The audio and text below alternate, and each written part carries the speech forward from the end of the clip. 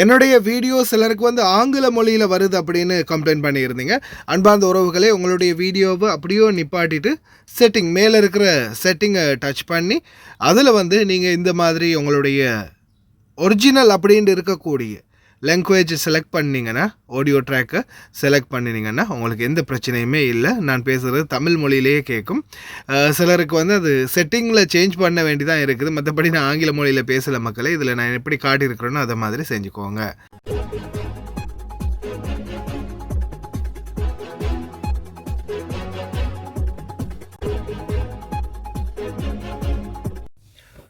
அஸ்ஸலாமு அலைக்கும் வரஹமத்துல்லாஹி வபரகாத்துஹு. அன்பார்ந்த அனைத்து உறவுகளுக்கும் இனிய மாலை வணக்கம்.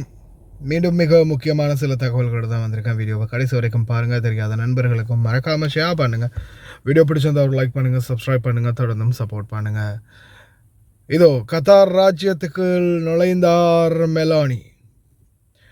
இத்தாலியன் பிரதமர் மெலோனி வந்து இப்போதைக்கு கட்டாருக்குள்ளே வந்திருக்கிறாங்க.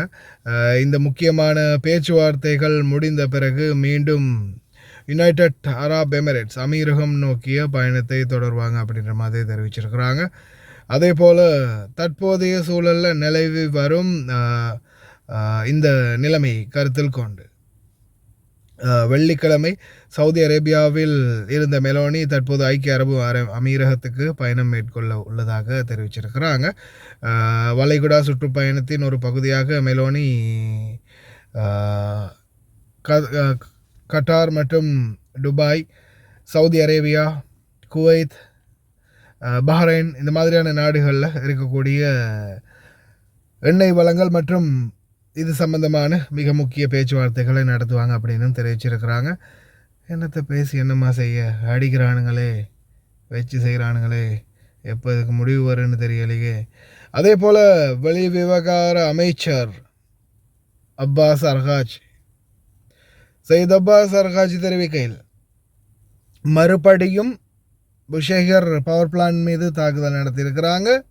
அதே போல் எங்களுடைய பல இடங்களில் தற்போதைக்கு வரைக்கும் தாக்குதல் நடத்திக்கிட்டு இருக்கிறாங்க. எந்த ஒரு நெகோசியேஷனுக்கும் நாங்கள் போக போகிறதில்லை. பாகிஸ்தான் இஸ்லாமாபாத்தில் ஏற்பாடு செய்திருக்கிற பேச்சுவார்த்தை கூட்டத்துக்கு மாபி களம் போகிறதே இல்லை அப்படின்னு சொல்லிட்டாங்க. அதே போல் தற்போது வெளிவந்த தகவல் பார்த்திங்கன்னா, Iraqi minister of electricity Iranian gas supplies to the entire southern region. Gas சப்ளையை ஃபுல்லாகவே நிப்பாட்டியிருக்கிறாங்க. ஈரானியன் கேஸ் சப்ளைஸை தாக்குதல் நடத்தப்பட்டதால், அது எங்கே தாக்குதல் நடத்தப்பட்டிருக்குன்னு பார்த்தீங்கன்னா, அல் அஹ்வாஸ், ஈரானுடைய ஒரு பகுதி அல் அஹ்வாஸ் பெட்ரோ கெமிக்கல் கம்பெனி மீது நேரடியாக பம்பர் விமானம் மூலம் இந்த தாக்குதல் நடத்தப்பட்டதாக தெரிவிச்சிருக்கிறாங்க. மிகப்பெரிய தீப்பிழம்பு அந்த பகுதிகளில் பரவுவது காணக்கூடியதாக இருந்துச்சு. அதே போல் தற்போதைய சூழல் மிதமான மழை தான், பெரிய அளவில் பாதிப்பு எதுவும் இல்லை. அல்ஹம்துலில்லாஹ் இப்போதைக்கு வரைக்கும் மிதமான மழை. இரவைக்கு வந்து கனமழை பெய்யலாம், இடி மின்னலுடன் கூடிய மழை பெய்யலாம் அப்படின்ற மாதிரி வானிலை ஆய்வாளர்கள் சொல்லியிருக்கிறாங்க. 10ஆக இருந்த கம்ப்ளைண்ட் ரிப்போர்ட் வந்து 13ஆக அதிகரிச்சிருக்கிறதா குவைத்துடைய the general fire force department தெரிவிச்சிருக்கிறாங்க. கிட்டத்தட்ட 13 ரிப்போர்ட் இப்போ வரைக்கும் பதிவாகி இருக்கிறதா தெரிவிச்சிருக்கிறாங்க. ஹமாத் அல் மர்ஷாத் ஃபயர் டிபார்ட்மெண்ட்டுடைய ஊடக பேச்சாளர்.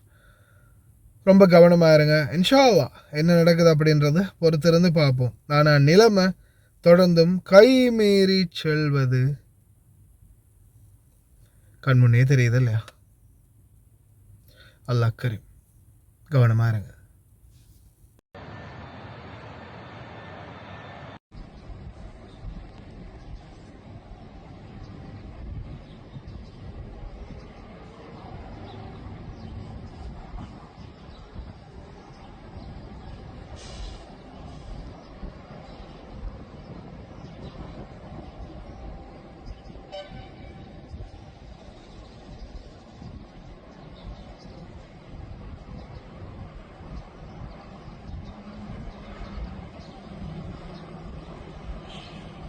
حامد عساك على القوة ويعطيك العافية، ما هي آخر الأخبار والبلاغات؟